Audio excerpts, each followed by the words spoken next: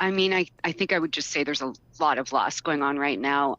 Children who have lost their schools, obviously families who have lost their houses. I don't know anyone who hasn't been affected by this in some way. They either know someone who was affected, multiple people in many cases, or have been affected themselves. So I think the city's really sort of coming to grips and almost processing right now the extent of some of the damage. And, again, the fires are still going. So there's a lot of anxiety in the air right now. Right. So much more. We talked earlier with David Barker out of San Francisco, who said that there has been some slight good news, maybe in things, maybe not continuing to expand. And the Hollywood Hills fire, it seems like getting a little bit more contained. But having said that, we are far from out of the woods. I have to say, I have a friend who messaged me this morning and said, I've lived here for almost 50 years. These winds were crazy. I think about the major earthquakes, the rioting the city has seen, and I think this will have a longer lasting and more damaging effect.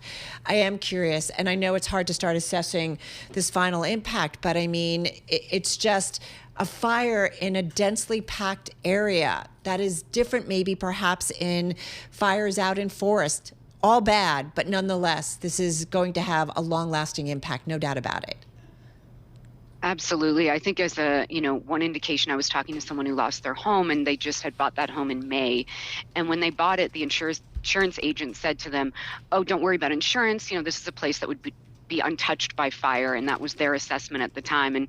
And now their whole neighborhood, every house on their street has been taken down, including theirs. And I think that's just an indication of what a wake-up call this will be, perhaps, the severity of fires that may come. And like you said, in such a densely populated area, the fact that there was an evacuation order going all the way down to Hollywood Boulevard last evening. That's where, these theaters are, a big tourist center. It's sort of like New York's Times Square in terms of, tourists. And, it's almost unimaginable. It's interesting, Sarah, I always think about something like climate change, and we all think it's everybody else's problem until it hits us, right? And I think about the fires and the smoke that we saw from Canada that came, was it last summer? And, walking out and seeing the skies and being like, oh my God.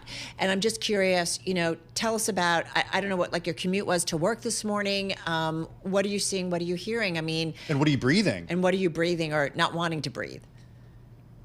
That's a big question for people right now, especially people obviously with health issues. Air quality is at least at unhealthy levels, if not worse. And so, all the schools have been shut down.